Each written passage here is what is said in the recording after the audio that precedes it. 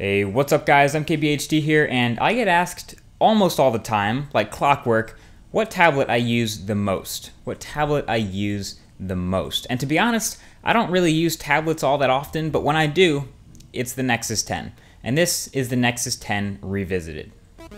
It's been almost 5 months since the Nexus 10 was released, and from my experience, the hardware has pretty much disappeared and left only the software for me to focus on. And this is a good thing. This is definitely a very good thing. The hardware itself, just the screen, the build quality, the materials, and the design, they just kind of disappear into your hands and you're just left interacting with and touching pure Android. I have a link right below the like button on this video to my full Nexus 10 review, in which I rant and rave about a lot of things, but first and foremost, the display and how awesome it is. Good news, it's still awesome. Everything from the graphics and the websites and games and text and apps and the Play Store, everything is all still super crisp, super sharp, and that's exactly what you'd expect out of a 2560 by 1600 display. That gives you 300 ppi on a tablet. That is by far the highest DPI on any tablet out there. Viewing angles and brightness are pretty solid. You know, they're probably among the top for tablets again. Another thing that's become subtly awesome though is the thinness. This is a pretty powerful tablet, yet it manages to be one of the thinnest and slimmest out there, yet it still houses a 9,000 milliamp hour battery that lasts for days on standby and can give you 4 to 5 hours of screen on time before needing to recharge. So that's enough to watch a movie on a plane, easily. But there's something else that Samsung was brilliant with when they made this guy, and that's the speakers, the front-facing speakers. These are huge. I don't think I could go back to rear-firing speakers on a tablet again. Front-facing just makes sense for every use of a tablet. I wouldn't be surprised to see more phones to take on this style now that the HTC One has proved that it makes sense for smartphones too. And yes, the speakers are pretty loud and clear without any sort of distortion, which is pretty important again for me if I'm watching a movie or listening to music or just watching a YouTube video or something like that. Another thing about the design though is the material on the back. It is way more important than you originally think. A lot of people don't talk about this, but part of the reason the iPad or the iPad mini can feel so awkward to hold, or you might slip while holding it, is that there are just smooth metal plates on the back.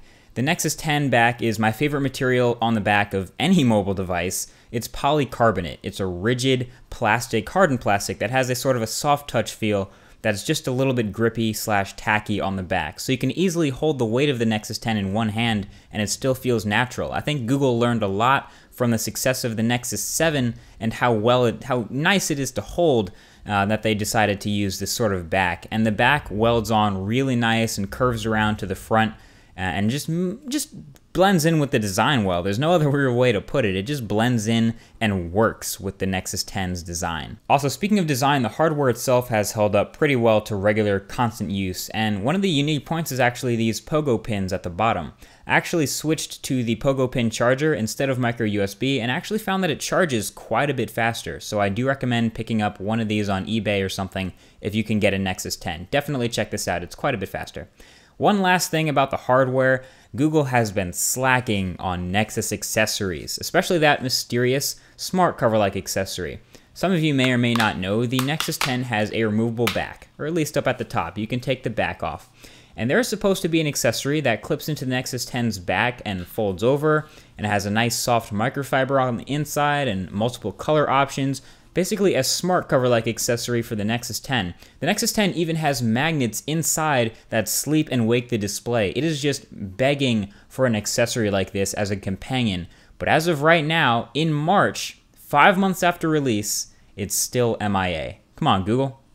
Either way, we've already seen Android 4.2.2 Jelly Bean in action, and there still might not be all that many optimized apps in the world for this device, but I'll go ahead and show you how I use Android on the Nexus 10 as a daily driver for my own personal life. Alright, so even though the Nexus 10 isn't really a consumer-oriented device, I happen to use it personally as my media-consuming device. Pretty much bring it everywhere to consume media, which for me consists of videos and news. So you can tell basically by my setup here, and I'll go through my home screens of the Nexus 10, that it is a pretty simple setup here. Like we said, there's not a whole lot of tablet apps going on here, so I'll go ahead and start from the middle.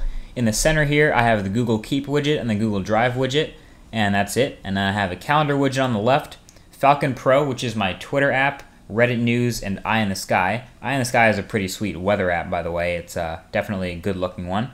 And then over on the far left is just an open, empty screen, and I'll go ahead and throw that wallpaper link down in the description below the like button for those of you who want to pick that up.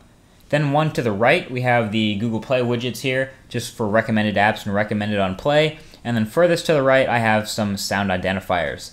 But that's basically it. Now, I have a Google Now search widget up top because that's basically locked there, but I always use Google Now by swiping up from the home screen. I found that that's my favorite way to access Google Now on any Nexus device, or any device, however, for that matter, with software keys. So I always swipe up from the bottom to get to Google Now, and I use Google Now all the time. I have a separate video on how I use Google Now, so if you want to watch that, that's where I have all that information there. And then most importantly, down in the bottom in the dock here are my most frequently used apps. So I have Google Now, which again, I use quite a bit, but if I don't want to swipe up from the bottom, I'll just tap that. I have Google Plus, which I use all the time, Google Calendar, Feedly, that used to be Google Reader, but now I use Feedly to keep up with the news, and I found that it's a surprisingly good alternative / replacement for Google Reader, so that's what I use to catch up on articles and stuff throughout the day. Then on the right side, I have Google Tasks, I have YouTube here, and the YouTube app on tablets is pretty good. I use that pretty much every day. There's also Pocket, which is basically read it later. I throw things in here that I don't really have time for necessarily immediately. And then Dolphin Browser. That also used to be a Google product, Google Chrome, but I found Dolphin Browser performs better on the Nexus 10. So there you go, guys. Those are my reasons, at least, for choosing the Nexus 10 over a lot of other tablets that I could be using to do the same thing the Nexus 10 does. A lot of people like to ask the question also, Nexus 10 or iPad 4 or Transformer Pad. A lot of them are really high-end tablets with high resolutions that are pretty similar. And I picked the Nexus 10 because number one, I like the back material better. Like I said, that polycarbonate is pretty awesome. Number two, it's 16:9, which kind of rules the iPad out immediately, but it still keeps the Transformer Pad in. And then it is the highest resolution tablet on the market today. And since I'm a Pixel person, that's really what got me. So I really think it's a great bang for the buck. A lot of people will go with the Nexus 7 because it's also a great bang for the buck and it's a great 7-inch form factor, but Nexus 10 does it for me. So leave your thoughts below. What do you guys think about the Nexus 7? You can see me down in the comments below replying right below the like button on this video, but definitely give your thoughts and opinions and we can talk about it. Either way, thanks for watching and I'll talk to you guys in the very next video. Peace.